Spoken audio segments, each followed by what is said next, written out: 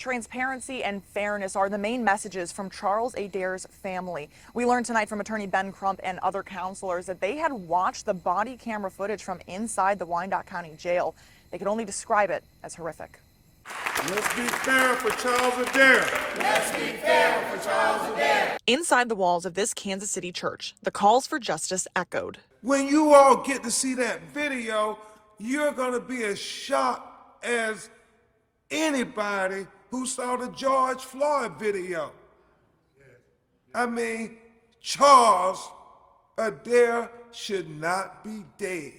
According to Crump and his team, Charles Adair was in a wheelchair from diabetes. Deputy Richard Fatherly and another law enforcement officer brought Adair back to his cell from the nurse. Fatherly allegedly kneeled with his entire body weight on Adair's back while removing his handcuffs for 1 minute and 25 seconds. You hold people accountable for taking a life unnecessarily, unjustifiably, and unconstitutionally. Adair was in the Wyandotte County Jail for traffic violations. He was not a street thug.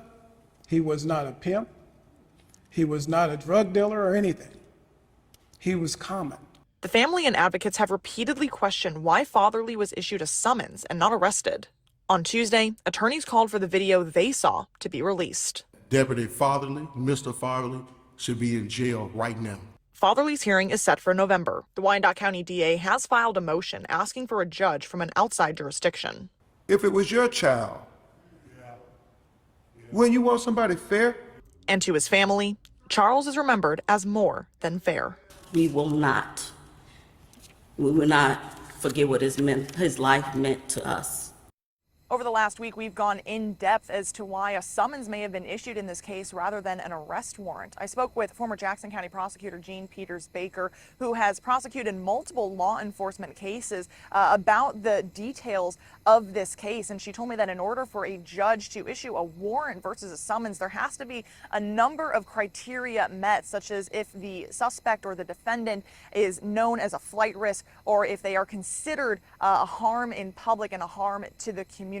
Now, she said that in this case, a summons, while it may be unusual for a felony charge, there wasn't anything that indicates this didn't follow judicial process.